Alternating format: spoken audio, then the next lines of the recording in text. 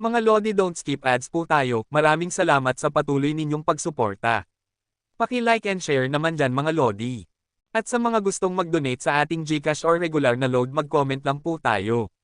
Para patuloy tayong makapag-upload ng mga bagong kabanata. Marami pong salamat. Subaybayan natin ang kwento ng isang kabataang nangarap para sa kanyang mga mahal sa buhay. Mula sa pinakamahina tungo sa pinakamalakas. Alamin natin ang kwento ng kanyang buhay. Kabanata 1321 hanggang Kabanata 1330. Kabanata 1321. Dumating na ang higanteng Diyos Emperador, anak ni Godslayer Luo, lumabas ka at hamanin mo ako. Ang boses ng espiritu ay hindi matatawaran at nakakatakot na malalim. Nang magsalita siya, ang kanyang boses ay umalangaw-ngaw, at ang mga pagyanig ay nag-alog sa dibdib ng isang tao at nag-alog sa lupa sa paligid. Ang laki naman niya, bulong ni Hansen, na kalahati ay biro. Hoy, BFG? Bakit hindi mo babaan ng kaunti ang tono mo? Hindi kami bingi. Agad na sagot ni Exi Ching Hari. Ibinaba ng higanteng Diyos Emperador ang kanyang ulo upang salubungin sila. Napakabigat nito, parang isang tumutumbang skyscraper na bumabagsak. Manahimik ka, bata. Malumanay na akong humihinga at nagsasalita ng mahina. Kung hindi mo kaya, ipasok mo sa dalawang tainga mo ang isang baton, muling nagsalita ang higanteng Diyos Emperador. Kahit na ang mga salita ay para takutin, nakakatawa lang talaga. Nakaharap siya kay Exi Ching Hari habang nagsasalita, at sa bawat binibigyang diin na salita, ang laway ay tumilapon kay Exi Ching Hari na parang malakas na ulan. F***CQ. Nakakasuka yan. Tigilan mo ang pagdura. Nagalit si Exi Ching Hari sa pag-ulan ng laway at nagtangkang sumuntok patungo sa higanteng Diyos Emperador. Ngunit si Exi Ching Hari ay halos isang nakakainis na langaw lamang nang tumayo sa tabi ng higanteng Diyos Emperador. Gayunpaman, hindi nag-aalala si Exi Ching Hari sa pagkakaiba ng kanilang laki, kaya't pinapasaw niya ang kanyang kamao, habang tumatalon siya pasulong upang hampasin ang noo ng mas malaking espiritu. Isang malakas na tunog ng paghampas ang sumunod sa pagtama, at ang napakalaking katawan ay lumipad paatras upang sirain ang natitira sa nasunog na silungan sa likuran niya. Nakakatuwang makita. Sabi ni Hansen, hoy, hindi ka dapat makipaglaban dito. Tingnan mo ang bagay na yan. Hindi nakakayanin ng silungan ang mas maraming paghampas. Tumayo ang higanteng Diyos Emperador na may hindi nasisiyahang mukha. Hindi siya nagsalita, at agad na sumuntok pabalik kay Exi Ching Hari. Umiwas si Exi Ching Hari at lumipad pataas sa kalangitan. Pagkatapos ay naglaban ang dalawa, magkaharap, pantay ang antas sa tulong ng paglipad ni Exi Ching Hari. Walang pag-iwas o matalinong taktika ang ginagamit ng Alo-Alo Puncher, at diretso siya hanggat maaari. Ang mga pilak na kamao ay paulit-ulit na sumalubong sa mga higanteng kamao na may nakakagulat at nakakatuwang kahusayan. Ang mga shockwaves na patuloy na sumasabog ay medyo nakakahilo. Nagulat si Hansen, nakikita kung gaano kalakas na naging si Exi Ching Hari matapos buksan ang kanyang ikasampung Jinlock. Nagkaroon ng kahangahangang pagbabago. At habang naglalaban ang dalawa, lumapit si Moment Queen. Lumingon siya at tumingin sa kalangitan at pagkatapos ay nanood. Komento ni Moment Queen, wow! Siya ang ika-6 na anak ng Diyos. Dapat kang tumakbo habang kaya mo pa. Ngumiti lamang si Hansen at patuloy na nasiyahan sa palabas, na parang nanunood siya ng isang palakaibigang laban. Sa tuktok ng Moving Star Shelter, 3 ibang espiritu ang nanunood din ng laban. Ang isa sa kanila ay nakabalot ng itim na balabal. Sa kanyang kamay ay isang lata. Ito ay si Goodman Emperador. Sa tabi niya ay ang pamilyar na No God Emperador na naging isang peste para kay Hansen, kamakailan lamang. Ang ikatlong espiritu ay hindi nila kilala, ngunit nakakatakot siyang makita. Mayroon siyang malaking ikatlong mata na nakalagay sa kanyang noo. Kahanga-hanga si Exi Ching Hari. Hindi katakataka kung bakit sikat siya noong araw, sabi ng espiritu na may 3 mata. Ang edad ay hindi gaanong nagpakalawang sa matandang masungit na yan. Kung magsisimula ng magpaputok ng lahat ng kanyang kakayahan si Exi Ching Hari, hindi ko naniniwala na matatalo siya ng higanteng Diyos Emperador. Sa kasamaang palad, ang kanyang mga espesyal na kapangyarihan ay magagamit lamang ng 2 beses, sabi ni Goodman Emperador. Napanood niya si Exi Ching Hari na talunin si Gold General.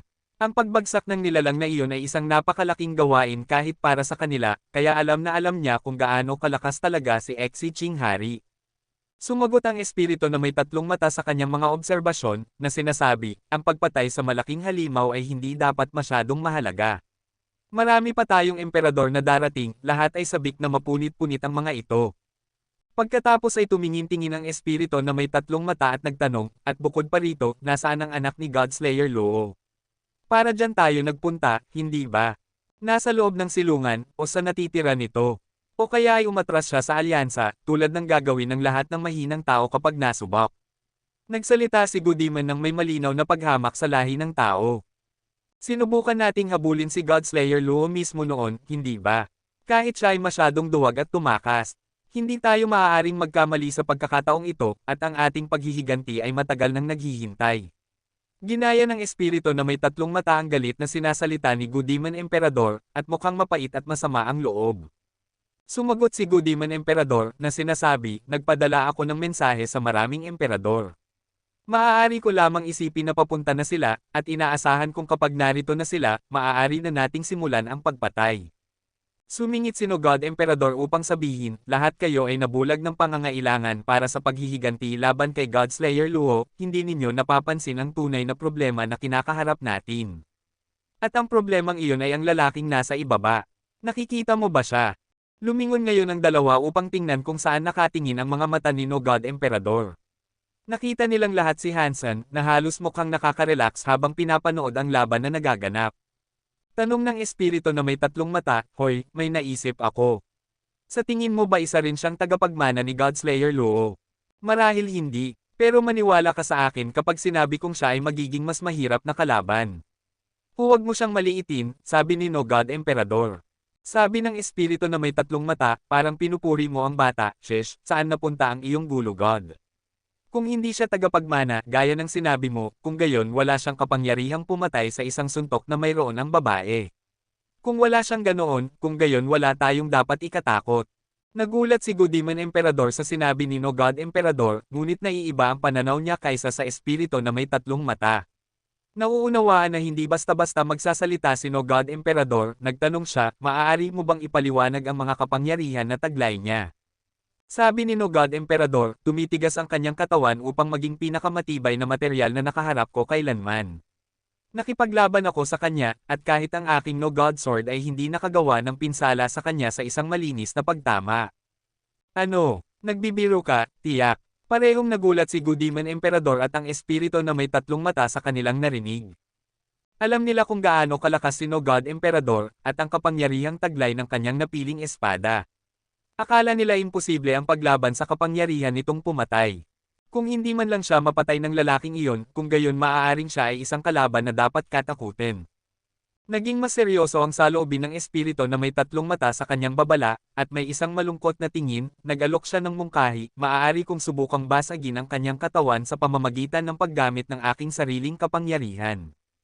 Ipinaliwanag ni Goodman Emperador para sa kanya, na sinasabi, napaka-epektibo ng kanyang mga kapangyarihan laban sa pisikal na depensa. Pagkatapos ay sinabi ni God Emperador, ang kanyang mga espada ay nagtataglay din ng kapangyarihan ng oras at espasyo. Hindi ko naiwasan ang kanyang mga pag-atake. Nakarinig sila nito, nagulat sila. Ang ganitong matinding kombinasyon ay hindi pa naririnig, at tiningnan nila ang lalaki sa ibang liwanag. Halos hindi nila mapaniwalaan ang kanilang naririnig, ngunit kilala nila ng husto si God Emperador. Alam nilang hindi siya magbibiro o magsasabi ng kasinungalingan.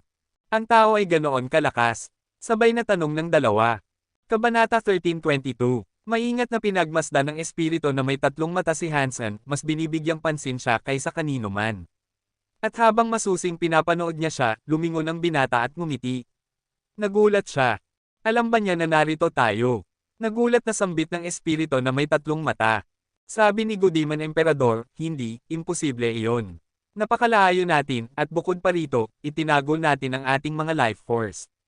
Gayunpaman, hindi pa rin mapakali ang espiritu na may tatlong mata dahil sa ngiting natanggap niya.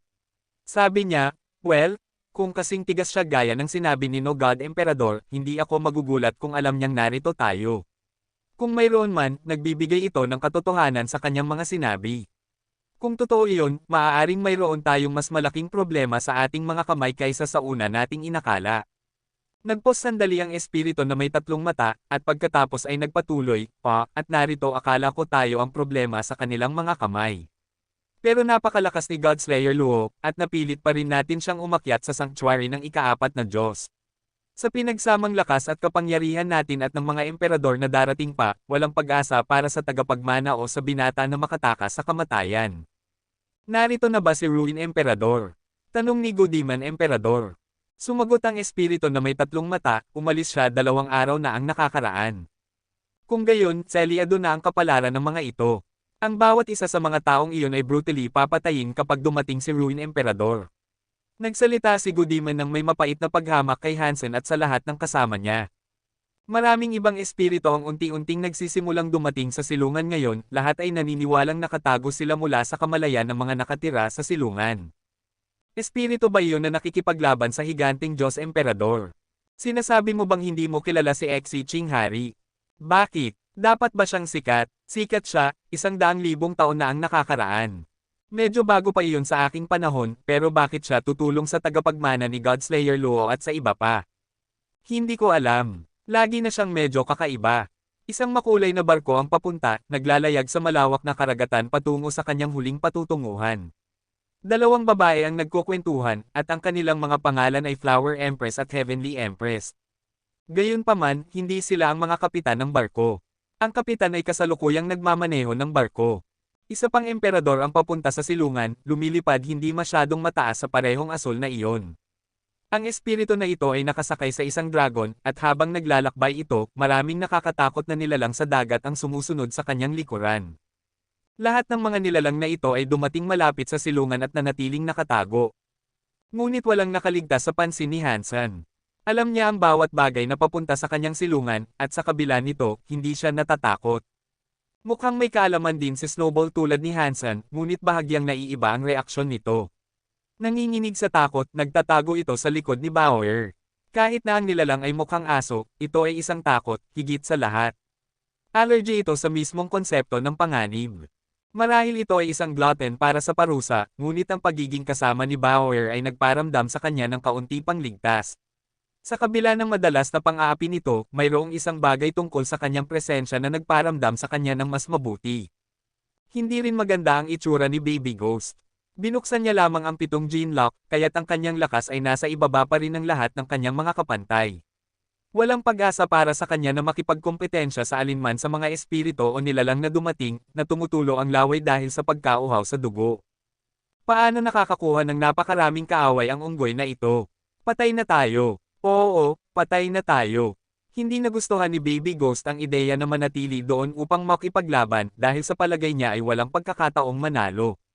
Masiglang hinanap ng kanyang isipan ang isang paraan kung saan maaari siyang makatakas sa kanyang kasalukuyang kalagayan at mabuhay upang makita ang isa pang araw.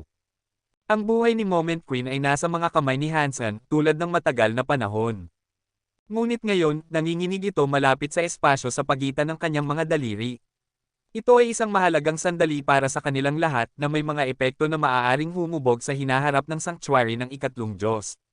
Kailangan niyang lumaban sa kabila ng manipis na pagkakataong mabuhay. At habang naranasan na niya ang kanyang patas na bahagi ng mga tagumpay at kabiguan kasama si Hansen, gagawin niya ang lahat upang makatulong sa kanya. Alam niya ang mga kaaway na papalapit, ngunit alam din niyang hindi iyon ang pinakamasama. Ang pinakamasama ay darating pa. At ito ay isang kaisipan na nagtanim ng isang binhi ng nakakagambalang emosyon sa kanyang isipan. Sa kabila ng kanyang determinasyon na subukan, hindi niya makita na matagumpay nilang ipagtatanggol ang silungan at magwagi ang kanya at ang iba pa. Kahit na si Zero ay may walang katapusang timba ng kapangyarihan, at walang alinlangan na ibabagsak niya ang higit sa isang malaking bilang ng mga espiritu at nilalang sa panahon ng laban, hindi siya hindi matatalo. Ang kanyang katawan ay katawan pa rin ng isang marupok na batang babae. Ito ay isang laro ng bilang ngayon, at ang mga posibilidad ay nakasalansan laban sa kanila ng 10 beses. At para mas lalong lumala ang mga bagay, wala man lang siya doon. Mula nang dalhin siya ni Hansen pabalik sa alyansa, hindi pa siya muling nagpakita. Hindi niya itatago ang kanyang pinakamahusay na armas. Ano ang plano niyang gawin? Si Hansen ito, pagkatapos ng lahat. Lagi siyang may isang trick sa kanyang manggas, sabi ni Moment Queen sa kanyang sarili, pinag-iisipan ang mga kaganapang darating. Alam ni Hansen na ang mga espiritu ay dumating para sa isang partikular na target at iyon ay ang tagapagmana ni Godslayer Luo. Kung hindi nila makita si Zero doon, naniniwala siya, hindi sila magsisimulang mag-atake ng buong lakas. Kung magpapatuloy sila sa isang pag-atake, sa kabila ng kanyang kawalan, tatawag si Hansen kay Zero upang siya ay dumating at gulatin silang lahat. Boom! Nagsimulang matamba at mahulog ang higanting Diyos Emperador, habang ang isang matalim na pilak na ilaw ay tumusok ng malalim sa kanyang dibdib. Pinatay na ang higanting Diyos Emperador, at may karaniwang pagmamayabang ni Xi Ching Hari, lumapit siya upang magtanong, sino ang susunod? Ako, sana handa ka nang makilala ang iyong tagapaglikha. Sumagot ang isang espiritu sa tawag, itinuturo ang isang gulong kay Hansen. Parang daking siya, sabi ni Flower Empress. Marahil, pero hindi siya iyon, sabi ni Heavenly Empress. Heavenly, nasaan ang tagapagmana ni Godslayer? Isang boses ng babae ang narinig mula sa ibang tao sa barko. Lumingon si Heavenly Empress at yumuko. Sabi niya, "I-scan ko ang buong silungan, ngunit sa aking kaalaman, wala pa siya. Nasa alyansa siya. Kung gayon, maghihintay tayo," sabi ng Empress. "Oo," sabi ni Heavenly Empress, ibinalik ang kanyang tingin sa larangan ng digmaan. 5 ng emperador ang natalo ni Xi Jinping sa puntong ito, ngunit nagsisimula ng makaramdam ng pagod. Sa wakas ay kailangan niya ng pahinga. Ang aking turno na magpakita, hindi ba? Sabi ni Hansen, lumapit upang bigyan ng pahinga si Xi Jinping. Sige, bossman. Magsaya ka dyan. Umupo si Xi Jinping sa tabi ni Bauer. Sobrang pawis na siya, alam niyang naubos niya ang sobrang lakas sa ilang laban na iyon. Sino ang gusto mo makipaglaban sa akin, kung gayon? Natutunan ni Hansen na sabihin ito ng may nakakatakot na kumpiyansa na gagamitin ni Xi Jinping. Alam niyang mas mabuting bawasan ang kawin isa-isa ngayon kaysa mamaya. Ikaw ay isang maliit na tao lamang. Hayaan mo akong pumunta doon at sampelan ka na parang isang insekto na ikaw. 4 na espiritu ang tumalon mula sa gilid na gustong durugin ang mapagmataas na tao sa ilalim ng kanilang mga paa. Hindi alam ni Hansen kung bakit kaya silang labanan ni Xi Jinping isa-isa habang hindi niya kaya. Marahil dahil alam nilang masyadong mainit ako para sa kanila na hawakan ng mag-isa, naisip ni Hansen. Ngunit mali iyon. Hindi nag-iisa si Hansen nang salakayin niya ang ibang mga silungan. Lagi siyang umaatake kasama ang pilak na Zoro at Purple Emperor sa kanyang tabi. Kung wala sila doon, akala nila madali siyang target. Kaya't maraming espiritu ng emperador ang sabik na salakayin siya ng sabay-sabay. Nagulat din ang 4 na espiritu na silang lahat ay tumalon pasulong upang makipaglaban ng sabay-sabay. Hindi naman parang pinlano nila iyon. Pero na, sabi ni Hansen. Kabanata 13:23. Ang saloobin ni Hansen ay nag-apoy sa galit ng mga espiritu laban sa mga tao, na karamihan ay kinamumuhian na. Ang 4 na tumalon pasulong upang salakayin siya ay nagmadaling sumugod upang tapusin siya sa isang malakas, magkakasamang pag-atake. Isang nakakasakal na haligi ng itim na usok, isang mabigat na bato, isang buhawi na binubuo ng nakamamatay na hangin, at isang pag-ulan ng manipis na mga metal na pako ay lahat ay dumating patungo kay Hansen, handa na siyang tuluyang sirain. Hindi kayang umatras ni Hansen dahil nakatuon na siya sa laban at nag-asal ng mapagmataas tungkol dito. Kahit na nagtangka siyang tumakas, wala namang pupuntahan. Ngunit alam niyang kailangan niyang kumilos ng mabilis at maingat. Ang pakikipaglaban sa 4 na emperador ng mag-isa ay hindi biro, at kahit na ang mga nasa harapan niya ay hindi isang pre-composed na koponan, tila agad silang nagsama-sama at nagtulungan ng maayos. Walang alinlangan, nagkaisa sila sa pamamagitan ng parehong pagnanais na makita ang tao na naghihirap. Gayunpaman, mayroong interes na nagmumula sa madla, sapagkat gusto nilang makita kung gaano siya kalakas. Nakagawa na siya ng pangalan para sa kanyang sarili, kaya't hindi siya puro salita. At sabik silang makita kung paano siya tutugon sa biglaang pag-atake na ito. At sa mga nakarinig kay No God Emperador na sabihin ang kanyang sinabi tungkol kay Hansen, ang kanilang interes sa bata ay 10 beses. Sabik silang makita kung kaya niyang matupad ang mataas na inaasahan na itinatag ng unang anak ng Diyos. Kinuha ni Hansen ang isang maikling itak at isang mas mahaba, si Taya at ang Phoenix Sword, ayon sa pagkakasunod-sunod. Nang gumalaw siya, tumakbo siya patungo sa matutulis na butas na papunta sa kanya. Nang nasa harap na niya ang mga ito, nawala siya. Nawala siya sa isang kisap mata. Nang muling lumitaw si Hansen, naisip ng madla na nakatayo siya sa tabi ng 2 emperador. Ang kanilang paunang sulyap ay mali, sapagkat nang muling ituon ng kanilang mga mata sa kanya, napagtanto nilang nauna siya sa isang emperador at tuluyang pinutol siya sa kalahati. Nagulat ang lahat dito. Sa isang laban ng isa laban sa 4, walang takot siyang tumalon sa gitna ng kaguluhan. Iniiwasan ng isang depensibong pormasayon, tumalon siya ng diretso sa isang pag-atake at walang awa na pinatay ang isang espirito sa isang solong pagtama. Sinubukan ng ibang mga emperador na umatras, napagtanto ang malubhang pagkakamaling nagawa nila. Ngunit bago pa makasagot ang alinman sa kanila, ang isa pa ay nakakakilala ng husto sa kalupitan ng mga itak ni Hansen. Dalawa na ang bagsak, dalawa na ang natitira. Iniisip na binigyan sila nito ng kaunting oras, nagsimulang tumakas ang dalawang natitirang emperador habang tumunog sa kanilang mga tainga ang pagsigaw at pagkaluskos ng kanilang pangalawang nahulog na kasama. Nang ahas na lumingon, nakita nila ang banta na kanilang sinadyang sinalakay, at nakita nilang papalapit si Hansen. Parang kaya niyang mag-teleport sa kalooban, sumulpot si Hansen sa tabi ng ikatlong emperador at pinatay siya sa isang mabilis na pag-ikot ng kanyang itak. Naramdaman ng huling emperador ang isang panginginig na dumaan sa kanyang gulugod, kaya tinawag niya ang kapanganakan ng isang bundok upang protektahan ang kanyang likuran.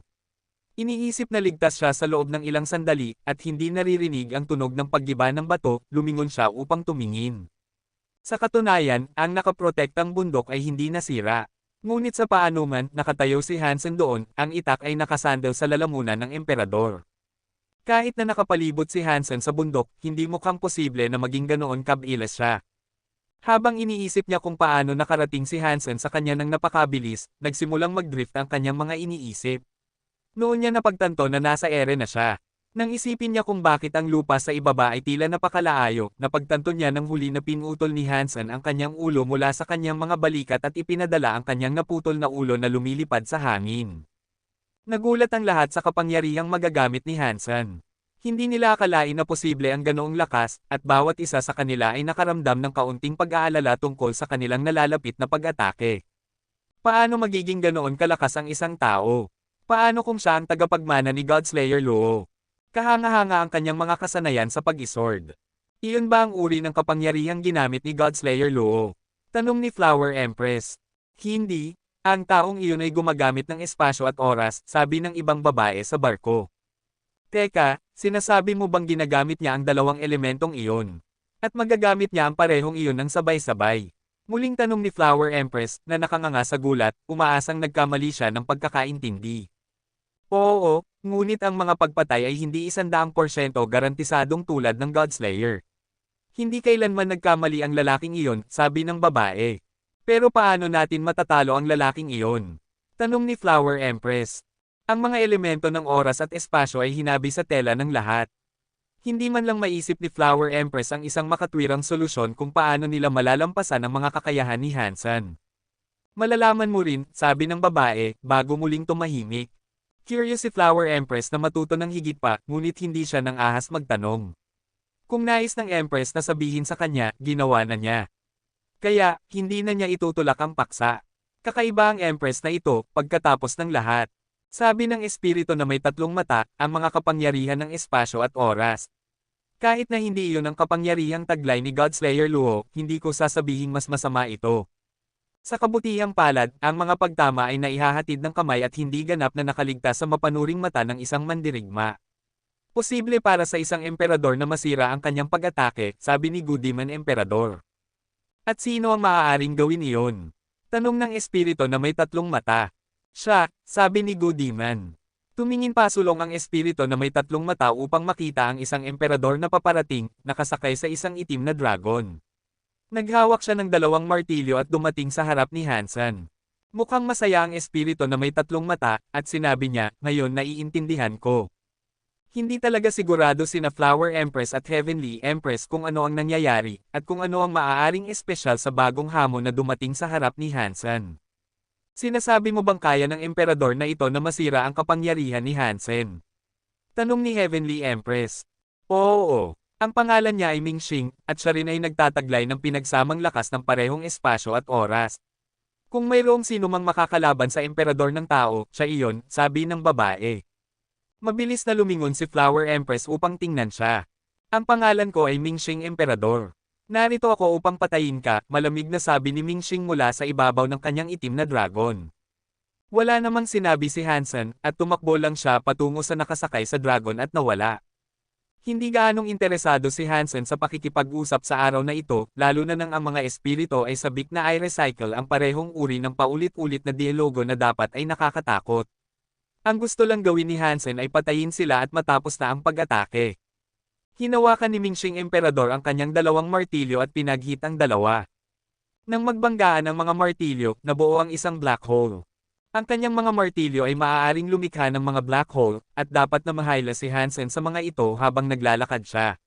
Kung mahulog siya sa isa, wala nang babalik, sabi ni Flower Empress, naiintindihan ang sitwasyon. Oo, tama iyon. Kahit na ang mga black hole ay pansamantala lamang, dapat sapat na ang mga ito upang bitagin siya at tuluyang alisin siya sa larangan ng digmaan.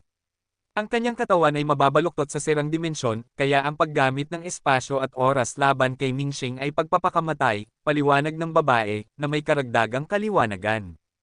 Kabanata 1324. Nakita ni Moment Queen ang black hole at naunawaan kung bakit napakasabik ni Mingxing Emperador na lumapit at makipaglaban kay Hansen, sa kabila ng nakamamanghang pagpapakita kung saan walang awa na pinatay ng tao ang apat na emperador. Sa black hole, ang oras at espasyo ay nabaluktot. Mag-iikot ito na parang isang vortex at lulunukin ang anumang malapit dito. Kung mahayla si Hansen sa loob, mamamatay siya. Bihira ang mga pagkakataong nakaligtas ang isang tao sa isang black hole. Hindi siya malulungkot kung mamamatay si Hansen, ngunit ang kanyang kamatayan ay magiging sanhi ng kanyang sariling kamatayan. At syempre, hindi niya iyon hahayaan. Mapagmataas at maingay si Mingxing Emperador, at malakas niyang ipinroklama, tanga ka dahil gumamit ka ng oras at espasyo noon, dahil ako ang hari ng mga ito. Ngunit pagkatapos noon, isang gintong itak ang lumipad palabas ng black hole. Dala ito ng isang kamay ng tao. Pagkatapos, si Hansen at ang kanyang palaging cool, kalmado, at composed na mukha ay nakatayo sa harap ni Mingxing Emperador. Imposible. Nagbago ang mukha ni Mingxing Emperador, at nais niyang mabilis na mag-cast ng isa pang black hole. Ngunit huli na para gawin niya iyon, dahil natama na siya ng gintong espada. Nawala muli si Hansen at muling lumitaw ng direkta sa likuran ng espiritu. Naparalisa si Mingxing Emperador, kinikilala ang pagkakamaling nagawa niya. Ang kanyang mga mata ay malapad na nakabukas sa takot, na parang nakakabit sa lugar. Roar! Umiyak ang itim na dragon ni Mingxing Emperador, habang naramdaman ng makapangyarihang hayop na nahati sa dalawa ang buong katawan nito. Bumagsak ito sa lupa. Ang katawan ni Mingxing Emperador ay nahati rin sa dalawa, na nagpadala sa kanya pabalik sa bato ng espiritu kung saan siya unang nagsimula. Napatay ang Berserk Super Creature Black Dragon. Nakuha ang kaluluwa ng hayop. Ang laman ng nilalang na ito ay hindi nakakain, ngunit maaari mong anihin ang Life Geno Essence nito. Ubusin ang Life Geno Essence nito upang makakuha ng 0 hanggang 10 Super Geno Points ng random. At pagkatapos ay katahimikan. Walang nakakaunawa kung paano nakaligtas si Hansen sa paglalakbay sa isang black hole, at marami ang nagkuskus ng kanilang mga mata upang matiyak na hindi sila nakakakita ng mga bagay. Talagang napatay si Mingxing Emperador, basta na lang. Hindi lang malakas ang katawan ni Hansen, nakamamatay din ang kanyang mga pag-atake.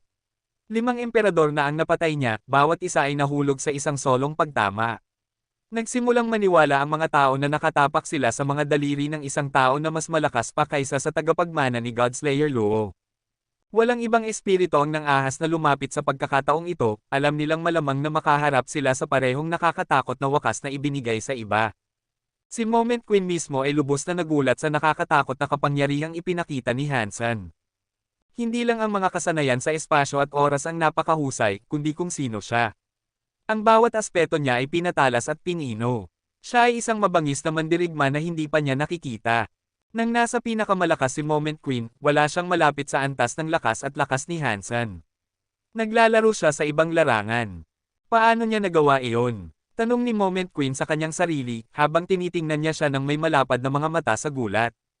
Tuluyan siyang nakatigil, dahil sa sobrang pagkagulat.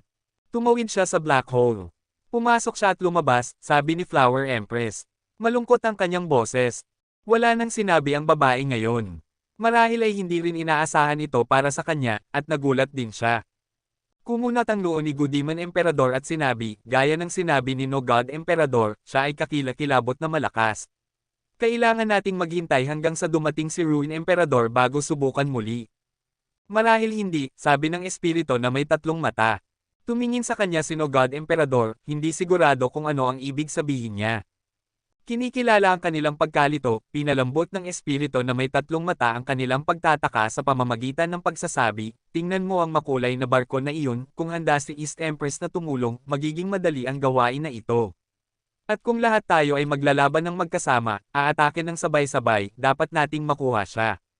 Sa tingin ko hindi siya lalaban. Wala siyang sama ng loob kay Godslayer Luo. At bukod pa rito, halos isang demi-Diyos siya, sabi ni Goodman. May utang siya sa akin, alam mo. Handa akong gamitin iyon, sabi ng espiritu na may tatlong mata. Sabi ni Goodman Emperador, ang pagtatanong sa kanya ay magiging isang magandang bagay. At tama ka, maaaring hindi na natin kailangang maghintay kay Ruin Emperador pagkatapos ng lahat. Pupunta ako at tatanungin siya, kung gayon, sabi ng espiritu na may tatlong mata, bago lumipad patungo sa kanyang barko. Pagbati, aking Empress. Hindi tumapak ang espiritu na may tatlong mata sa barko, iniisip na magiging bastos iyon. Sumakay, kung nais mong magsalita, sabi ng babae. Tumapak ang espiritu na may tatlong mata sa barko at tumingin-tingin, sinasabi sa kanya, may pabor akong gusto kong hingin sa iyo. Sabihin mo na bago ka magdaldal, sabi ng babae. Sabi ng espiritu na may tatlong mata, napakayabang ng taong iyon. Ginagaya niya tayo sa pamamagitan ng paulit-ulit na pagpatay sa atin. Pinapareha niya ang lakas ni Godslayer Luo, kaya gusto kong hilingin na sumama ka sa amin sa isang magkakasamang pagsisikap na atake, lahat ng sabay-sabay. Kung gusto mong magawa ang isang bagay, gawin mo na lang. Singit ni Flower Empress.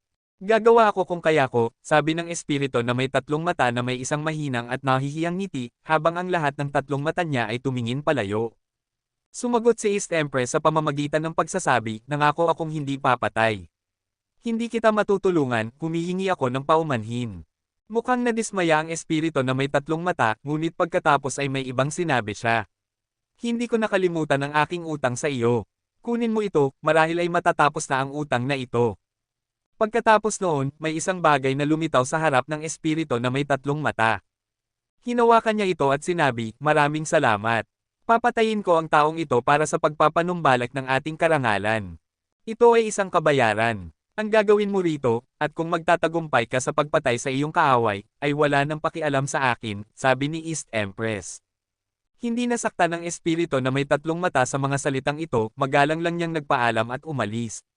Bumalik siya sa tabi ni Nano God Emperador at Goodman Emperador. Pumayag ba siya? Tanong ni Goodman Emperador. Hindi, ngunit binigyan niya ako nito. Gamit ito, maaari nating tawagin ang lahat, sabi ng espiritu na may tatlong mata. Tiningnan ito ng dalawang espiritu at sinabi, isang summoning bell. Ano ang ginawa mo para sa kanya na nagbigay ng ganoong kagandahang regalo? Kabanata 1325. Ang summoning bell ang pangunahing dahilan kung bakit naging kasing sikat at kagalang-galang si East Empress. Ang summoning bell ay dapat na nasa top 10 nanograms pinakamagagaling na Geno treasures ng sanctuary ng ikatlong Diyos. Dapat ay nagbigay ng malaking pabor si 3i sa kanya para makatanggap ng ganitong regalo.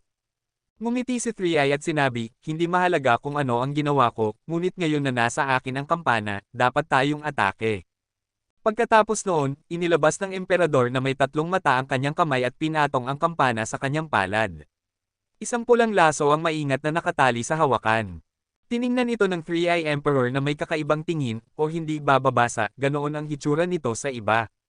Sa totoo lang, ginagamit niya ito. At habang ginagawa niya iyon, isang bilang ng mga pangalan ang kumikislap sa laso ng kampana. Nagsimulang manginig at tumunog ang handheld bell sa sarili nito, at sa bawat paggawa nito, parang pulso ito. Mabilis na lilito ang isang bilang ng mga pangalan, magpapabagal, at pagkatapos ay titigil. Ngunit nang gumalaw muli ito, mas marami at mas maraming pangalan ang lumitaw, na iiba sa dati. Walang bilang ang mga ito, at nahayag na ang mga ito ay ang mga titulo ng mga hari ng espiritu na naninirahan sa sanctuary ng ikatlong Diyos. Nakita ng mga hari ng espiritu sa paligid ang isang liwanag na lumitaw sa kanilang harapan. Summoning sign. Nakita ito ng maraming hari ng espiritu at nagsalita, na labis na nagulat. Hinihiling nito sa kanila na salakayin ang moving star shelter. Tinanggap ng mga espiritu ang liwanag na nakalutang sa kanilang harapan, at binigyan sila ng buff. Magpapasigaw si Hansen ng mas maraming espiritu upang lumapit at makipaglaban sa kanya, ngunit bago pa man niya mailabas ang pagbati ng isang hamon, napagtanto niyang hindi na niya kailangang magsabi ng kahit ano. Isang nakakatakot na life force ang papalapit na sa kanya, at naramdaman niya ang nakakatakot na presensya nito sa malapit. Maraming espiritu ang nagsipagtakbuhan patungo sa silungan, kasama ng mga espiritu na iyon na dinadala rin ang kanilang mga tauhan bilang kasamang. Mula sa mas mababang mga espiritu hanggang sa mga super creature. Naisip ni Hansen na kakaiba, nakikita ang napakaraming espirito na nagtutulungan ng ganoon. Nakakatakot din ang kanilang bilang. At kahit na mabuhay si Hansen sa alon ng mga espirito, walang garantiya na makakaligtas ang kanyang mga kasama. Napagod na si Exi Chinghari, kaya't ang mga pagkakataong mabuhay niya ay nasa ere. Gayunpaman, alam niyang hindi ito ang oras para sa takot. Sa halip na natiling kalmado siya at sinabi lamang, iligtas mo ako, kapatid. Naunawaan ni Moment Queen na tatayo ng matatag si Hansen at hahawakan ang kanyang posisyon, sa kabila ng kasendakan ng mga pangyayari at ang kawalang saysay ng pagsubok man lang. Ngunit lumapit ang mga espiritu na parang ang buong pag-atake ay isang malaki, premeditated, maingat na ginawang plano para sa isang pananakop na pinag-isipan nilang lahat. Naisip ni Moment Queen sa kanyang sarili, dapat kang umalis ng sinabi ko sa iyo. Ang pagsigaw para sa iyong kapatid ay hindi makakatulong sa anumang bagay. Kahit si Exi Chinghari ay mukhang malungkot, ito ang kanilang unang pagkakataon na makita si Exi Chinghari na may malungkot na disposisyon.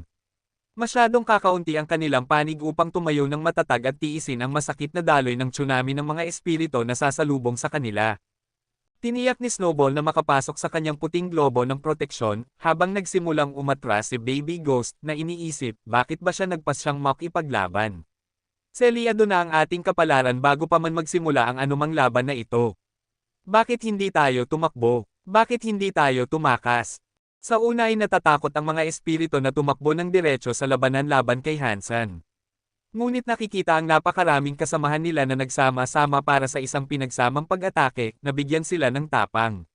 Naramdaman nila ang kilati ng lakas ng loob na dumadaloy sa kanilang mga katawan, at nang gumalaw sila ng magkakasabay sa ibang mga espiritu, naramdaman nila ang pagnanais na gawin itong muli at muli hanggang sa lahat sila ay nagmamadaling sumulong ng walang takot.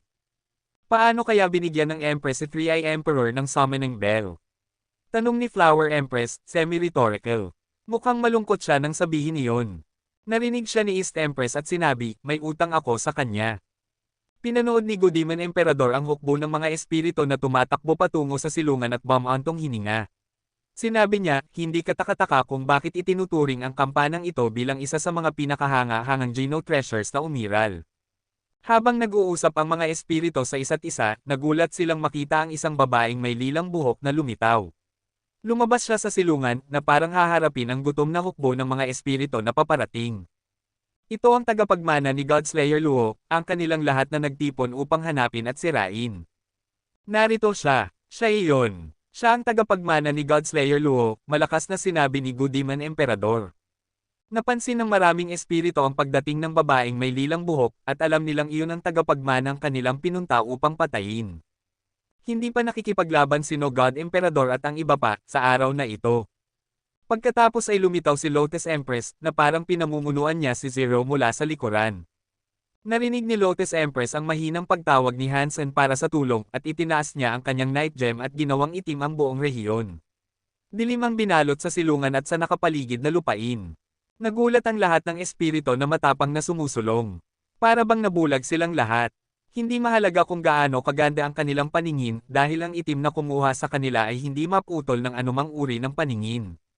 Sinubukan ng ilang espiritu ng apoy na mag-cast ng mga spell ng apoy, sa pag-asang makakatulong itong maliwanagan ang lugar. Ngunit nagulat silang makita na wala. Ang kadiliman ay tila sumasakop at sinasakal ang lahat, at walang apoy ang sapat na malakas upang hugasan ang itim o kahit na ipakita ang damuhan na alam nilang nasa ilalim ng kanilang mga paa. Parehong nagulat sina Exi Chinghari at Moment Queen tulad ng mga umaatake. Nagsimulang magpanik ang mga espiritu at super creature, at nagsimula silang gumalaw ng may hysteria, tulad ng mga manok na walang ulo. Ano pang hinihintay mo, Zero? Gawin mo ang iyong bagay, hinimok siya ni Hansen na magsimulang umatake, at pagkatapos ay hinugot niya ang kanyang sariling mga itak. Ang Night Gem ay isang demigod Geno core. Nilito nito ang mga kaaway sa pamamagitan ng pagbalot sa kanilang mundo sa matinding kadiliman. Hindi ito nakakasira, ngunit hindi rin kailangang gawin iyon, isinasaalang-alang ang sakit na ilalabas ni Zero at Hansen. Ang tanging disbentahan ng paggamit nito ay ang mga epekto ay tumatagal lamang ng 10 minuto. Ayaw mag-aksaya ng kahit isang segundo, sabik na sumugod si Hansen ng mabilis hanggat maaari at magsimulang umatake. Kailangan niyang patumbahin ang pulutong na iyon ng mabilis hanggat maaari. Sumali rin sa laban si Moment Queen at ang iba pang kasama ni Hansen. Tumakbo sila patungo sa bulag, nagpapanik na hukbo at tinarget ang mga super creature sa kanilang gitna, una sa lahat. Ang buong silungan ay pininturahan ng pula kasunod nito. Isang ilog ng dugo, na may bahid ng 1,000 mga bangkay, ay nagsimulang mabuo. Kabanata 13:26, mga sigaw ang umalangaw-ngaw mula sa dilim, ngunit dahil hindi nakikita ng mga emperador na nanunood kung ano ang nangyayari sa loob ng metapisikal na itim na binalot sa kanilang umaatake na hukbo, kinabahan sila sa pagtingin sa mga resulta. Nagmukhang natatakot sina Good Demon Emperador at Three-Eye Emperador, naghihinala na nangyari ang pinakamasama. Ang mga ingay ay nakakakilabot at nagmumula sa paghihirap, at hindi iyon ang mga tunog ng mga tao na walang awa na pinapatay. Anong nakakabaliw na kapangyarihan ang ginamit? Bakit hindi man lang mabasag ng paningin ng ating sariling mga mata ang itim na tabing na iyon? Bakit hindi natin makita kung ano ang nangyayari? Malakas na tanong ni Good Demon Emperador, kalahati ay rhetorical na walang tunay na tatanggap ng kanyang pagsigaw sa isip. Wala ring ideya si Three-Eye Emperador. Ang nakikita lang niya ay ang mga kurtina ng kadiliman. Sinabi ni No God Emperador sa kanilang dalawa, iyon ang mga kapangyarihan ng Night Empress.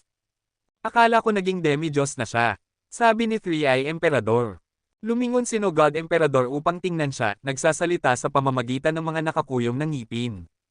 Ginawa niya, gayunpaman, ang kanyang pakikialam ay may kakayahang makialam sa mga pangyayari na ito ng matagal pagkatapos.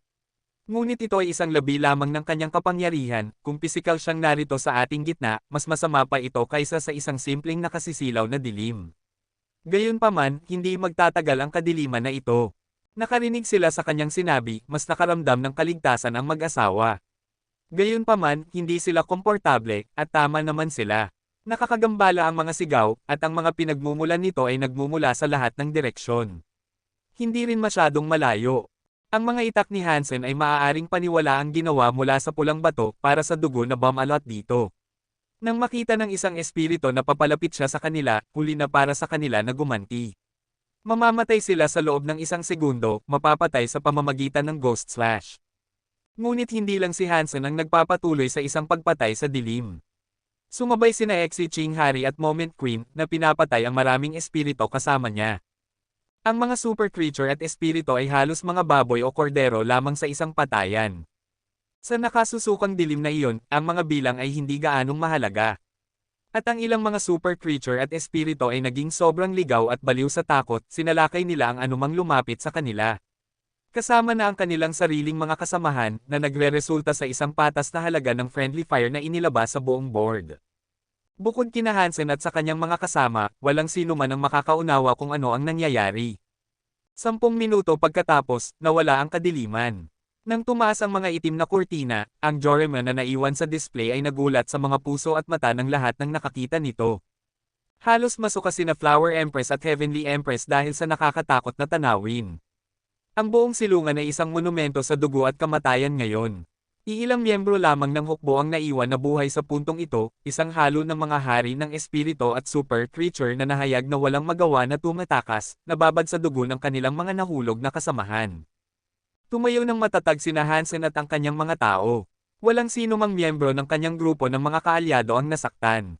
Tumakbo pasulong sina Hansen at ang kanyang mga kasama upang agad na patayin ang mga naiwan na buhay, tinapos sila sa isang huling nakakatakot na pagpapakita, na parang sinadya nilang pukawin ang madla na nakaupo sa gilid ng kanilang mga upuan para sa isang sulyap sa kung ano ang nangyari bago maangat ang tabing. Pinatay pa nga ng isang espiritu ang kanyang sarili upang makaiwas sa sakit at kahihiyan.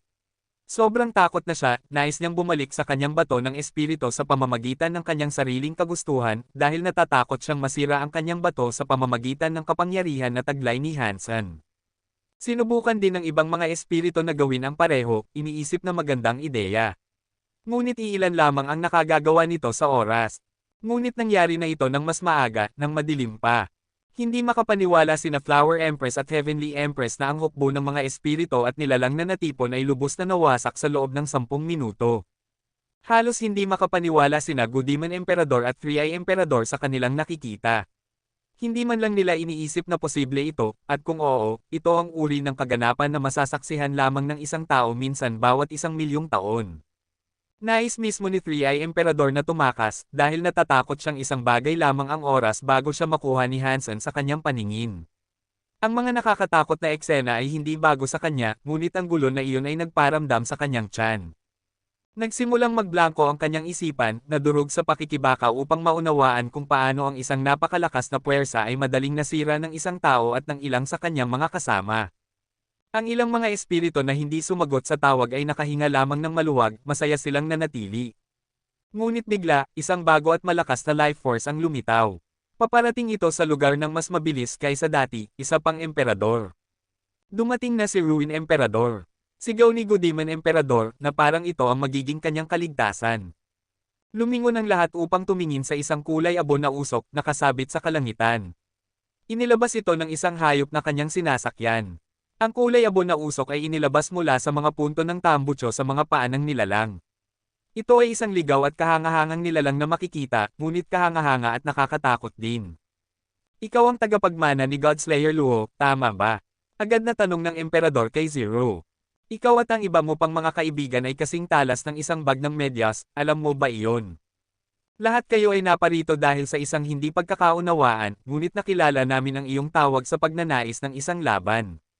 Ikaw ay isa pang hamon sa gitna ng marami na ating natalo. Kung gusto mong mamatay, sabihin mo lang ang salita. Hindi na nasa mood si Hansen, at alam niyang nais subukan ng emperador ang kanyang swerte. Kaya, nang hindi man lang naghihintay ng sagot, hinugot niya ang kanyang mga itak at tumakbo patungo kay Ruin Emperador. Upang ipakita sa kanila kung sino ang boss, alam ni Hansen na kailangan niyang harapin ang bawat hamon at hamon. Hindi siya maaaring umatras kung gusto niyang igiit ang dominasyon at maiwasan ang pag-ulit ng mga pangyayari sa araw na ito sa hinaharap. Nakita ng emperador na nawala si Hansen, ngunit hindi siya gumalaw upang umiwas. Dong! Biglang tumigil ang kapangyarihan ng oras at espasyo ng Phoenix Sword. At sa puntong iyon, napagtanto ni Hansen na ang kapangyarihan ng oras at espasyo ng kanyang sariling katawan ay nawala. Nang makita ng mga kasama ni Hansen na biglang tumigil ang kanyang mga kapangyarihan, nagtipon sila sa kanyang tabi upang tulungan siya sa laban-laban sa emperador. Ngunit nang subukan nilang atakehin ang emperador, kahit na ang lahat ng kanilang mga pag-atake ay nawala sa harap niya. Sila ay bawat isa ay nagulat, lahat ay nakaramdam na parang ninakaw ang kanilang mga kapangyarihan. Ruin Emperador mula sa Ultimate Mountain. Mukhang nayanig si Moment Queen sa kanyang kaibuturan, nang mapagtanto kung sino ang kanilang pinakabagong kalaban. Siya ba si Ruin Emperador? Mukhang natakot si Drybone King. Hindi lang ang dalawang iyon ang nakakaramdam ng ganoon. Lahat sila ay ganoon. Kabanata 1327. Sino God Emperador ang numero 1 anak ng Diyos ng Sanctuary ng ikatlong Diyos, ngunit iyon ang unang ranggo sa mga espiritu na nakikipagkompetensya sa Divinitized Bout. Hindi lahat ng emperador ay nagpakita ng interes sa usapin. Ang pangkalahatang pagkakaunawaan sa mga espiritu ay ang pinakamakapangyarihan sa buong Sanctuary ng ikatlong Diyos ay isang espiritu na tinatawag na Ruin Emperador, isang emperador na mas lumampas sa mga kakayahan ni No God Emperador. Ang pinakadakilang kakayahan ni Ruin Emperador ay ang isa na nagbibitag sa mga kapangyarihan ng kanyang mga kalaban. Ang lahat ng pag-atake ay hindi magagamit at ang mga pag-ulit ay hindi pinaganya. Ang kapangyarihan ni Ruin Emperador ay isang bagay na hindi pa kailanman natalo o nalampasan ng sinuman. Ang kakayahang iyon ang nagpapalakas kay Ruin Emperador sa lahat ng kahulugan ng salita, at ito ang aspeto ng pagbibitag ng kapangyarihan na tumukoy sa emperador. Ruin Emperador, bakit hindi ka nanatili sa Ultimate Mountain? Bakit ka naparito? Tanong ni Moment Queen. Sumagot si Ruin Emperador sa kanyang tanong, sinasabi sa kanya, maliban kung gusto mong maulit ang nangyari noon, lumayo ka rito. Gumawa ka ng mabuti sa pagbabalik sa sanctuary ng ikatlong Diyos, ngunit babagsakan kita pabalik kung manggahas kang makialam dito. Tumingin si Ruin Emperador patungo kay Lotus Empress at sinabi, may malaking respeto ako sa iyong ina. Kahit na hindi ko masasabi ang pareho sa iyo, handa akong iligtas ang iyong buhay bilang karangalan sa kung sino ang iyong ina. Tinatanong siya ni Lotus Empress na sinasabi, bakit ka nakialam dito? Dapat mamatay ang tagapagmana ni Godslayer Luo. Sinabi ito ni Ruin Emperador habang nakatitig ng direkta kay Zero. Pagkatapos ay tumalon pasulong sina No God Emperador, Goodemon Emperador, at 3i Emperador upang sumali kay Ruin Emperador sa labanan. Moment, nang ahas kang ipakita ang iyong mukha dito. Gaano kakaraniwan para gugulin mo ang iyong mga araw kasama ang mga kahabag-habag na peste na ito. Tatapusin kita ng tuluyan sa araw na ito sa pamamagitan ng pagsira sa iyong bato ng espiritu, sabi ni No God Emperador. Narito sina Ruin Emperador at No God Emperador. Papupunasan nila ang sahig kasama ang tao at ang kanyang mga kasama. Dapat kumuha ng upuan si Ruin Emperador.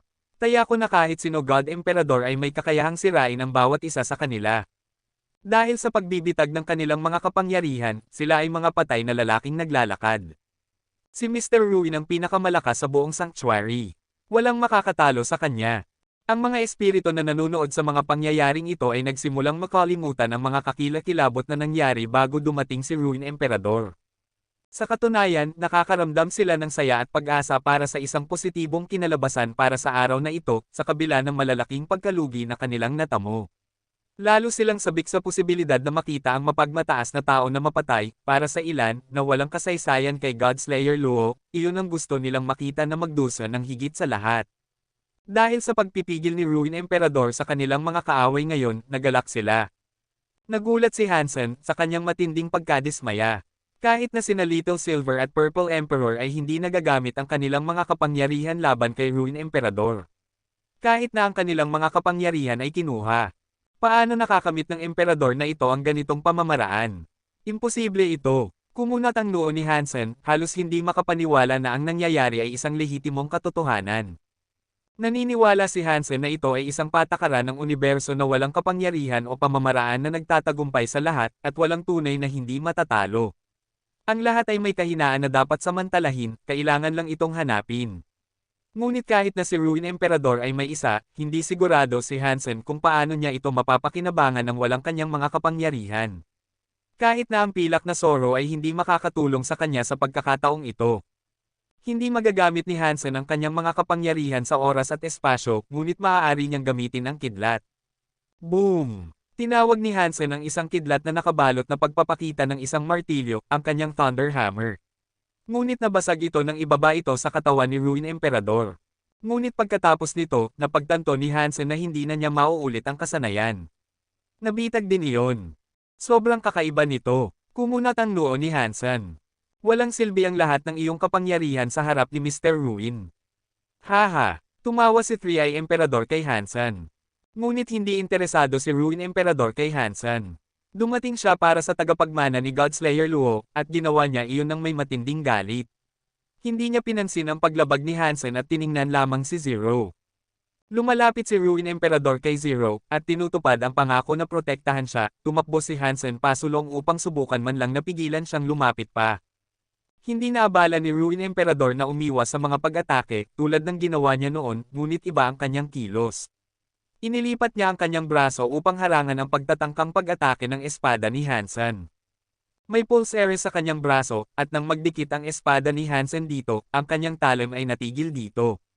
Gayunpaman, napansin na ngayon ni Hansen na sa kabila ng pagiging lumalaban ni Ruin Emperador sa bawat elemento sa ilalim ng araw, hindi siya lumalaban sa matanda, simpleng, pisikal na kapangyarihan. Ang pag-atake ng espada ni Hansen ay naihatid ng walang anumang kaugnay na elemento, at nag-udyok ito kay Ruin Emperador na hamarang gamit ang kanyang braso. Sa kasamaang palad, ang kagalakan ng pag-unawa na ito ay naputol, dahil ang pulse array sa braso na iyon ay may malakas na pagsipsip. Nang subukan ni Hansen na hilahin ang kanyang espada, hinailan niya ang Emperador kasama niya, at sa sandaling ito sinubukan ni Ruin Emperador na suntukin si Hansen. Nakita ito ni Hansen, at naghagis siya ng isang kamao bilang tugon. Ngunit nang makita ni Ruin Emperador ang papasok na suntok, ang kanyang matigas na mukha ay nahulog sa isang biglaang sorpresa. Nang magtagpo ang mga kamao, kahit na ang makapangyarihang Emperador mismo ay naitulak pa atras. Natamba sina 3i Emperador at Goodman Emperador. Hindi nila makapaniwala na naitulak ni Hansen si Ruin Emperador pa atras. Mabilis na nagsalita ng malakas si Flower Empress bilang papuri kay Hansen na sinasabi, "Wow! Nakita mo ba iyon? Isang makapangyarihang tao, hindi ba?" Sumang-ayon si East Empress, at nais niyang mag-alok ng komento sa mga espiritu kasama niya at ipaliwanag kung ano ang kanilang nakita. Sinabi niya, dalawang kapangyarihan lamang ang hindi maibibitag ni Ruin Emperador. At ano ang mga iyon? Tanong ni Heavenly Empress. Ang isa ay ang sariling kapangyarihan ni Godslayer Luo. Siya at si Ruin Emperador ay naglaban noon, sabi ni East Empress. Ano ang nangyari sa kanilang laban? Naisip ni Flower Empress na nakipaglaban si Ruin Emperador kay Godslayer Luo at nagwagi, ngunit maaaring hindi iyon ang kaso. Sinabi sa kanya na hindi maibibitag ang kapangyarihan ni Godslayer Luo pagkatapos ng lahat. Wala sa kanila ang nanalo. Nagpos sandali si East Empress, bago nagpatuloy sa pagsasabi, hindi kayang bitagin ni Ruin Emperador ang mga kapangyarihan ng kanyang kalaban, ngunit si Godslayer Luo ay walang kakayahan upang tiisin ang sariling lakas ni Ruin Emperador. Kung gayon, ano ang pangalawang kapangyarihan na hindi maibibitag ni Ruin Emperador? Tanong ni Flower Empress. Pisikal. Hilaw na pisikal na lakas. Maaari niyang bitagin ang bawat pag-atake ng elemento, ngunit ang kakayahang ito ay hindi gumagana pagdating sa pisikal na lakas, paliwanag ni East Empress. Inilagay ni Hansen ang kanyang mga itak, at pinaganya lang ang Jadesken bago maglabas ng isang pag-ulan ng mabilis na suntok. Kabanata 1328. Si Hansen ay parang isang Spartan, siya ay isang makinang pumatay. Dahil walang ibang armas na magagamit niya o mga kapangyarihan na maaasahan niya, ito lang ang magagawa niya. Ngunit si Ruin Emperador ay hindi basta-basta. Naunawaan niya ang banta na kanyang kinakaharap ngayon at masigasig niyang sinubukang kontrahin ang bawat pag-atake na dinala sa kanya. Ang mga kamao ay nagkabanggaan laban sa mga kamao, habang ang mga paa ay sumisipa laban sa mga paa. Kung hindi dahil sa mga kahangahangang talento ng mga mandirigma, ito ay magiging wala ng iba kundi isang brutal na away sa kalye. Nagulat si Moment Queen sa pagpapakita. Ginagamit ni Hansen ang kanyang mga pisikal na pag-atake upang pigilan si Ruin Emperador, kaya't ang makapangyarihan at kataas-taasang espiritu ng sanctuary ng ikatlong Diyos ay nasa depensa. Gaano siya kalakas? Muli niyang tinanong ang kanyang sarili. Madalas na niyang tinatanong ang kanyang sarili nito kamakailan. At hindi lang si Moment Queen ang nag-iisip ng mga bagay sa ganitong paraan. Halos lahat ay ganoon, at kasama na ang madla sa makulay na barko at si East Empress mismo. Walang alinlangan na si Ruin Emperador ang pinakamakapangyarihang espiritu ng sanctuary ng ikatlong Diyos, at para sa isang tao na makamit ang lakas upang makipagkompetensya sa ganitong espiritu ay isang bagay na mangyayari lamang sa pinakamalalim, pinakamadilim na bangungot ng isang espiritu. Nagpapahiwatig ito ng pagsikat ng pagbabago para sa sanctuary. Ang pisikal na kapangyarihan ni Hansen ay pinapatakbo ng Jadesken at hindi kayang bitagin at pigilan ng mga kapangyarihan ni Ruin Emperador. Sa kasamaang palad, hindi niya magagamit ang Ghost Slash.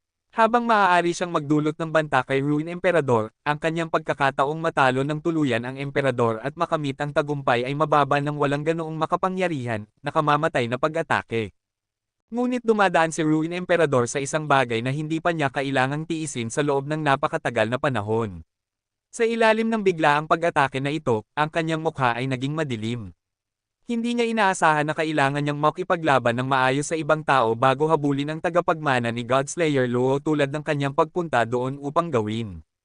Sinubukan ni Ruin Emperador na umatake bilang gantimpala tuwing kaya niya, ngunit si Hansen ay parang isang hindi masisira na rebulto. Imunidad siya sa lahat ng sinusubukan ng espiritu na gawin. Sa katunayan, naniniwala siyang nasa isang disadvantage, at nasa isang mahaba, mad-ulash na Dallas Days patungo sa pagkatalo, kabiguan, at kahihiyan. Samantalang nangyari ito, gumalaw sina 3i Emperador at Good-Demon Emperador upang atakehin ang mga kasama ni Hansen. Naisip nilang ang pagpatay sa mga kasama ni Hansen ay magbibigay ng suntok sa kanyang moral at makagagambala kay Hansen ng sapat upang siya ay ma-off-guard, na mag-iiwan sa kanya na bukas sa isang nakamamatay na pag-atake ni Ruin Emperador. Hindi rin mahirap para sa kanila na patayin ang mga kasama ni Hansen dahil ninakaw ni Ruin Emperador ang kanilang mga kapangyarihan. Walang depensa ang pilak na Zoro at si Exi Chinghari, at ang kailangan lang gawin ng dalawang emperador ay bantayan si Zero.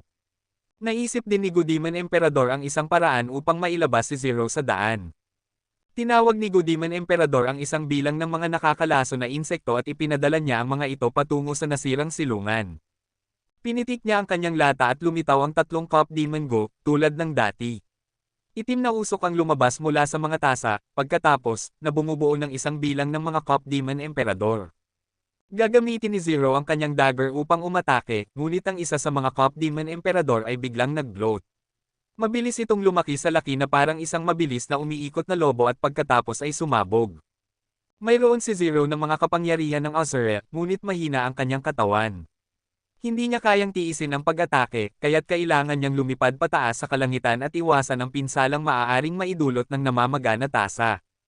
At pagkatapos niyang umiwas, wala pa rin siya sa proverbial Cop Demon Woods. Mas marami sa mga figurang iyon ang papalapit sa kanya.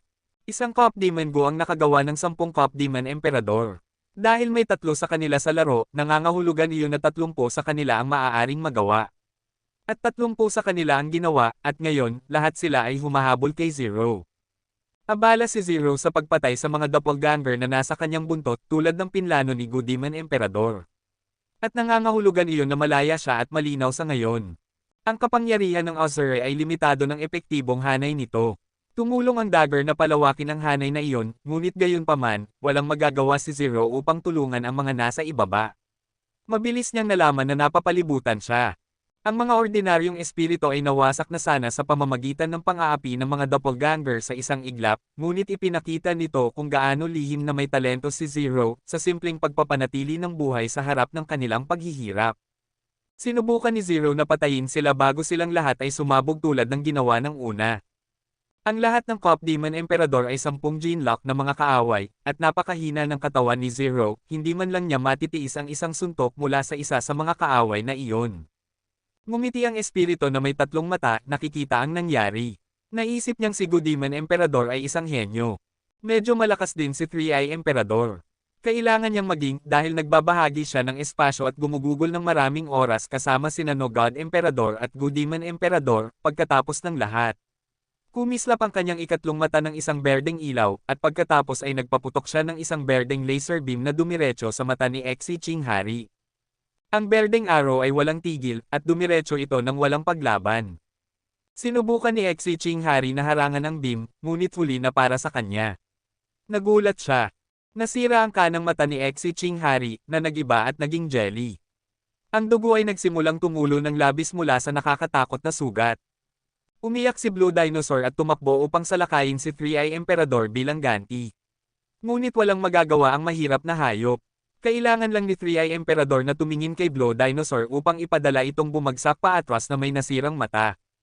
Nag-enjoy sa sakit na kaya niyang idulot, naglakad pasulong si 3-Eye Emperador at sinilip ang pangalawang mata ni Blue Dinosaur.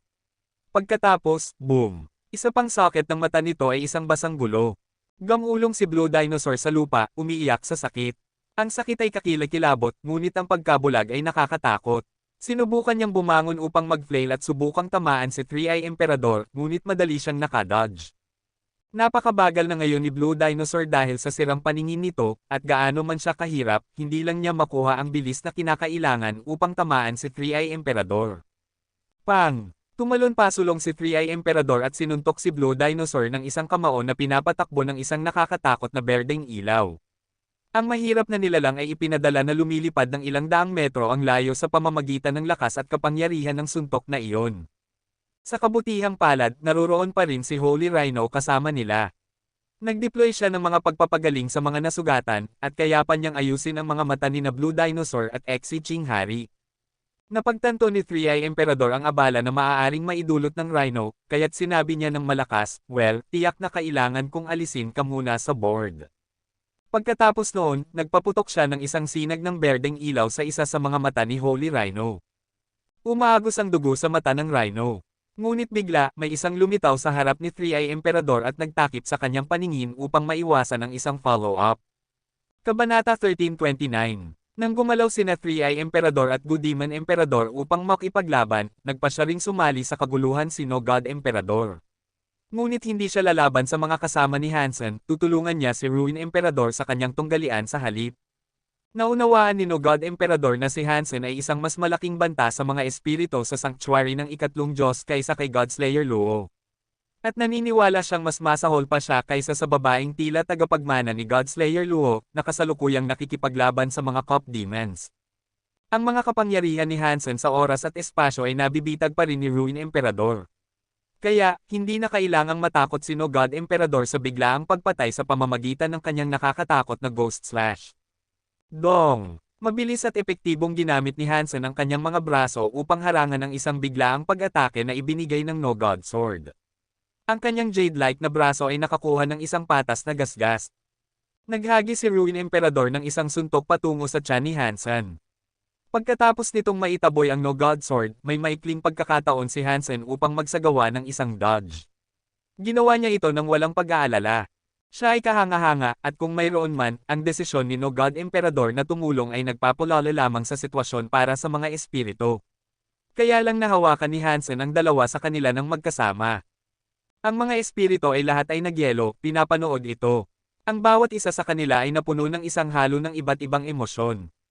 Sina God Emperador at Ruin Emperador, sa kabila ng pagtutulungan, ay hindi kayang talunin ang Emperador ng tao.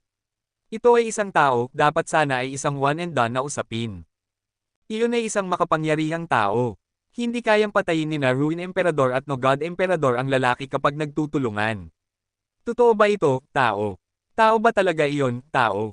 Ano ang nangyayari, tao? Hindi ko akalain na posible para sa mga tao na makamit ang ganoong kapangyarihan. Kailan pa sila nakarating sa ganitong mataas na taas ng lakas? Halos hindi makapaniwala ang mga espiritu sa sinasabi ng kanilang mga mata, at nagsimula itong baguhin ang kanilang pananaw sa mga tao. Hindi sila mahina kung binigyan sila ng pagkakataon na patunayan ang kanilang sarili at lumago. At sa sanctuary ng ikatlong Diyos, hanggang ngayon, ang mga mahinang tao lang ang nakikita nila. At ang pagtingin sa ganitong kahinaan ay nag-udyok sa kanila na panatilihin silang pababa sa pamamagitan ng kalupitan at pang-aalipan. Iilang tao lang ang may kakayahang harapin ang isang hari ng espiritu. At mas kaunti pa ang makakaharap sa isang hari. Nakikipaglaban na ngayon si Hansen kina Ruin Emperador at God Emperador, dalawa sa pinakamalakas na espiritu sa sanctuary ng ikatlong Diyos, ng sabay-sabay. At higit pa rito, hindi siya nagpapakita ng senyales ng pagkatalo. Oh my days! Sinasabi mo bang ang magandang lalaki na iyon ay isang tao? Bulalas ni Flower Empress, halos na smitten sa lalaki.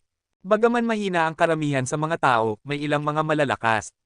At mas madalas kaysa sa hindi, maaari silang maging pagbagsak ng maliliit na bato na nagsisimula ng isang avalanche, sabi ni East Empress.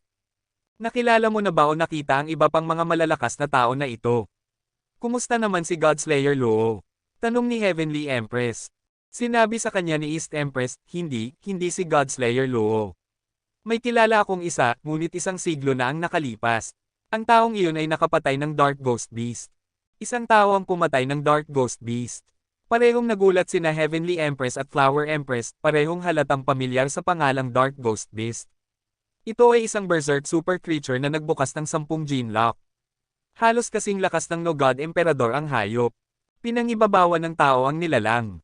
Sinabi ito ni East Empress at nag-trail off, na parang bumabagsak siya pabalik sa isang masayang paggunita ng mga nakalipas na araw. Anong klaseng tao siya? Tanong ni Flower Empress. Sumagot siya ni East Empress, na sinasabi, hindi ako sigurado.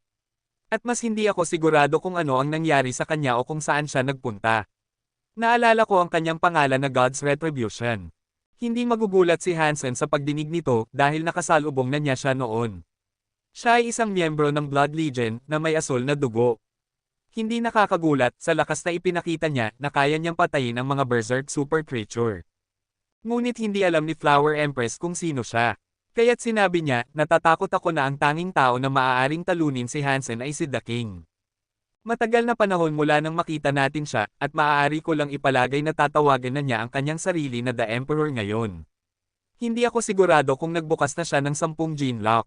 Ngunit mabilis siyang lumakas, at hindi ako magugulat kung nagawa na niya, sabi ni Heavenly Empress. Oo, saan kaya siya nagpunta? Taya ko na kaya niyang talunin ang Hansen na ito. May utang pa rin ako sa kanya ng mga halik, sabi ni Flower Empress, habang umiikot sa kanyang mga daliri sa paa. Patuloy na nakikipaglaban si Hansen kina Ruin Emperador at God Emperador. Napagtanto niya, habang nagpapatuloy ang laban, na imposible para sa kanya na talunin silang dalawa sa pamamagitan lamang ng pag-asa sa Jad Escan. Sa halip, pinaganya ni Hansen ang kanyang Dangshan Sutra. Napagtanto ni Hansen na ang kanyang Dangshan Sutra ay hindi pa nabibitag, kaya't magagamit pa rin niya ito. Para sa isang laban na tulad nito, may pakiramdam si Hansen na ang Dangshan Sutra ay nasa bingit ng pagbagsak at pagbukas ng kanyang ika-10 gene lock. Hindi nais ni Hansen na sayangin ang pagkakataon, kaya nagpasya siyang talikuran ang kanyang unang ideya na tawagin si Little Angel at patuloy na pinatakbo ang Dangshan Sutra habang patuloy siyang nakikipaglaban. Ang dalawang emperador na iyon ang pinakamalakas doon, at ang maliliit na sugat na natamo ni Hansen ay nagsimula ng magdagdag. Ang likod ni Hansen ay mayroon ng higit sa ilang mga sugat, at naghatid lang si God Emperador ng isa pang pag-atake doon gamit ang kanyang God Sword. Sa wakas ay nagsimula siyang Damyugo. Hindi ito seryoso, ngunit nagbago ang mood ni Hansen. Ang kanyang katawan ay sobrang lakas, ngunit halos nakakatakot. Nalaman na ang Jad Escan ay hindi makakapagprotekta sa kanya magpakailanman. Ngunit hindi iyon ang pangunahing dahilan kung bakit nagbago ang kanyang mood at naiiba ang ekspresyon sa kanyang mukha. Parang nasa bingit siya ng pagbagsak. Sa kasamaang palad, patuloy siyang nahuhulog at hindi niya nalampasan ang gilid at sinimulan ang proseso na magbubukas ng kanyang ikasampung gene lock. Para bang pinipigilan siya sa lahat ng oras na iyon. Ngunit binago ng pinakabagong pag-atake na ito ang mga bagay, at sinabi nito sa kanya kung ano ang kailangan niyang gawin upang buksan ang ikasampung gene lock. Ano ito? Naisip ni Hansen sa kanyang sarili. Kailangan ba akong masaktan para sa susunod na gene lock? Nagpa siya si Hansen na ihinto ang pag-iwas at pag-block. Tumayo siya ng matatag at hinayaan ang kanyang katawan na maging tatanggap ng pag-ulan ng mga pag-atake na papunta sa kanya. Ginagamit ni Hansen ang Dangshan Sutra upang umiwas, ngunit hindi na ngayon. Nagulat at medyo nag-aalala sina No God Emperador at Ruin Emperador nang makita nila ang pagbabago ng saloobin. Kabanata 1330. Bago ang Rhino, may isang babae na may mga sungay ng dragon at pakpak. Ang kanyang balat ay may kaliskis na parang hayop na dragon. May hawak siyang cleaver, parang ilang karnetero na nag-crawl mula sa kusina ni Satanas. Siya ay isang kakaibang karakter na makikita, tiyak na iyon. Kumunat ang noo ni Three-Eye Emperador sa pagtingin sa kanya, at mas lalo pang nagngisi ng mapagtanto niyang hindi niya makita ang isang life force sa loob ng babaeng ito. Iyon ay dahil ang babae ay hindi talaga buhay. Iyon ay ang Dragon Lady Chef, na ipinakita ng Serpent Throne. Ilang tao lang ang nakakaalam ng pag-iral ng Serpent Throne, at mas kaunti ang nakakaalam ng presensya nito sa silungan at ang hugis na kinuha nito. Sa pangkalahatan, siya ang kusinero. Siya ang namamahala sa pagpapakain sa lahat, ito ay isang bagay na talagang napakahusay niya, at higit pa. Ito ang unang pagkakataon na nagpasya siyang sumali sa isang laban, ngunit dahil sa kasendakan ng sitwasyon, may katuturan ito. Ngunit nagbigay ito sa kanya ng kaunting kalamangan dahil walang nakakaalam kung sino siya at walang nakakaalam kung ano ang maaaring maging kakayahan niya. Pagkatapos ng lahat, ito ay halos isang manika lamang. Sa una ay nagulat si Three-Eye Emperador, at nagtaka siya kung saan siya nanggaling. Ngunit ito ay isang kaaway niya, at alam niyang hindi siya maaaring mag-isip ng matagal sa tanong na iyon, sa gitna ng lahat ng nangyayari. Kaya, nagpaputok siya ng isang sinag ng berdeng ilaw patungo sa kanyang mga mata. Ang kanyang liwanag ay nakakatakot na tumpak sa lahat ng oras, at muli, na may perpektong katumpakan, tinamaan niya ang kanyang mata. Ngunit sa ilang kadahilanan, hindi nasira ang kanyang mata. Ang liwanag ay nakarating sa kanya ng diretso sa pamamagitan ng mag-aaral na parang bullseye, malinaw na parang araw. Ngunit walang nangyari. Iyon ay dahil ito ay Serpent Throne, at ito ay isang manika lamang. Ang kanyang mga mata ay hindi tunay na mga mata, at ang buong anyo na kinuha niya ay halos isang ilusyon lamang. Ngunit ang kanyang anyo ay binubuo sa pamamagitan ng kanyang kapangyarihan, at hindi siya isang tunay na Dragon Lady Chef. Dahil dito, ang mga mata ay hindi isang tunay na kahinaan tulad ng magiging para sa iba. Nagpaputok si Three-Eye Emperador ng isa pang bolt ng liwanag sa kanyang mga mata, ngunit hindi ito epektibo tulad ng unang pagbaril. Pagkatapos noon, dahan-daang dinilaan ng chef ang kanyang mga labi, na parang sinusuri niya si Three-Eye Emperador para sa pagkain na maaaring maibigay niya. Hindi iyon sa isang magandang paraan, tandaan mo. At nang ibalik ni Three-Eye Emperador ang kanyang tingin, kinilala niya na ang paraan ng pagtingin sa kanya ay hindi tama. Para bang hindi siya nakatitig sa isang emperador na dumating upang sakupin ang isang silungan at patayin ang lahat ng kanyang mga kaibigan, ito ay higit pa sa isang tingin na sasalubong sa isang piraso ng karne kapag iniisip ng chef kung paano ito pinakamahusay na inihanda para sa hapunan ngayong gabi. Tiningnan niya siya na parang pagkain. Tumakbo ang isang panginginig sa likod ni Three-Eye Emperador, at walang paraan na hahayaan niyang tignan siya ng sino man na parang hapunan. Kumuha siya ng sibat at nag-aim sa baliw na chef. Bagaman madalas siyang umaasa sa kanyang ikatlong mata upang harapin ang kanyang mga kaaway, hindi siya masama pagdating sa tunay na labanan. Sa katunayan, siya ay isang kahangahangang mandirigma. Ginamit niya ang kanyang ikatlong mata upang subaybayan siya ngayon, sa halip na magpaputok ng mga laser beam. Ang ikatlong mata ay isang kahangahangang regalo, at naramdaman niya kung saan siya nagpaplano na pumunta ng may matinding katumpakan. Ang paningin mula sa mata na iyon ay hindi katulad ng pagbagal ng oras. Nairehistro niya at nabasa ang lahat sa kapaligiran na parang lahat ay nasa slow-mo. Siyempre, ito lang ang magagawa ng kanyang ikatlong mata. Ang kanyang katawan ay hindi kayang tumugon sa bilis na mas mataas kaysa sa average na emperador. At kung minsan, dahil sa pagiging halo-halo sa mga timing na dulot ng kanyang ikatlong mata, ang kanyang katawan ay hindi makahabol. Anuman, hindi naisip ni Three-Eye Emperador na ang babae ay nagtataglay ng lakas na kahit nakatulad ng kay No God Emperador. Dahil dito, handa na siya para sa hamon na sa tingin niya ay ibibigay niya. Dong! Dong! Dong! Tumalon pasulong si 3i Emperador gamit ang kanyang sibat, handa na para sa isang laban. Ngunit sa ilang pag-ugoy ng kanyang nakakatakot na cleaver, nagawang harangan ng baliw na chef ang bawat pag-atake. Tiyak na isang sorpresa iyon, at isang hindi kanais-nais na sorpresa. Gayunpaman, hindi gaanong nag-aalala si 3i Emperador. Iyan lang ba ang kaya mo, ikaw na kusinero na hanggal? Sigaw ni 3i Emperador, habang ang kanyang ikatlong mata ay nakakatakot na kumikinang na may berdeng ilaw. Pagkatapos ay nadobol ang ilaw na iyon sa dulo ng kanyang sibat. Itinapon niya ito, at parang heat-seeking missile, ginabayan nito ang sarili sa hangin sa isang pagtatangkang tumagos sa Dragon Lady Chef. Dong! Hindi nakadodge ang chef, at tinamaan siya sa malambot na laman ng kanyang braso. Ngunit siya ay isang manika lamang, kaya wala siyang dugo o sakit na nararanasan. Paulit-ulit siyang sinaksak ni 3i Emperador sa iba't ibang paraan, na nagiiwan sa kanyang katawan na puno ng hindi mabilang na marka. Ngunit para bang pinapayagan niya siyang gawin ito, at isang hindi mapakali na pag-aalala ang lumalaki sa mga hukay ng tiyan ni 3i Emperador. Tumayo siya kung nasaan siya, hindi umiiwas at hindi hamarang. Pinapayagan niyang tamaan siya. At mas nakakatakot pa, nagsimula siyang bumulong ng mga hindi maintindihang salita habang hinahawakan niya ang cleaver sa kanyang mga kamay. Nasaksihan ni Moment Queen ang nangyayari, at mukhang nag-aalala siya nang makita niyang ang manika ang tumatanggap ng napakaraming pag-atake. Kahit na ang Dragon Lady Chef ay napakalakas, sa kalaunan ay masisira siya at mamamatay kung patuloy niyang hahayaang talunin siya ng ganoon. Nakita siyang bumubulong ni 3i Emperador, ngunit sinubukan niyang manatiling nakatuon sa pagpapabagsak sa kanya. Sapat na siyang kinikilabutan. Kaya, susunod, nagpasya siyang punitin ang kanyang mga pakpak. Isang segundo matapos gawin iyon, tumagos ang sibat ni 3i Emperador sa kanyang puso. Ulitin niya ito ng 3 beses pa hanggang sa tuluyang tumagos ang sibat na lumabas sa kanyang likod. Pagkatapos ay sinabi ng chef na nagbubulong sa lahat ng oras, "Mahal na Dragon Eater, hayaan mo akong ipakita sa iyo ang pinakamasarap na pagkain." Gusto ni 3i Emperador na saksakin ang kanyang lalamunan sa susunod, sa pag-asang mapipigilan niya siyang magsalita. Ngunit sa susunod na segundo, nakatitig na siya pabalik sa kanya. Ang banta sa kanyang tingin ay kinilabutan si 3i Emperador at nagbigay sa kanya ng kaunting takot. Pagkatapos, isang dragon ang nagpakita sa loob ng kanyang bibig at lumipad palabas. Lumipad ito patungo sa kanyang cleaver na nagudyok sa kusina upang magbago. Ang cleaver ay pinalamutian ng marka ng isang dragon, at kasunod ng pag-obserba ni 3i Emperor dito, narinig niya ang tunog ng pag-ungol ng isang ganoong hayop. Wala ring ideya si 3i Emperador kung ano ang nangyayari, ngunit gusto niyang ihinto ang anumang nangyayari bago lumala ang mga bagay. Hinugot niya ang kanyang sibat at itinagos ito sa kanyang lalamunan. Inihaw na karne, isang tipikal na draconic delicacy. Sa wakas ay nagsimulang gumalaw ang chef, at nagsalita siya ng nakakatakot na tono ng boses.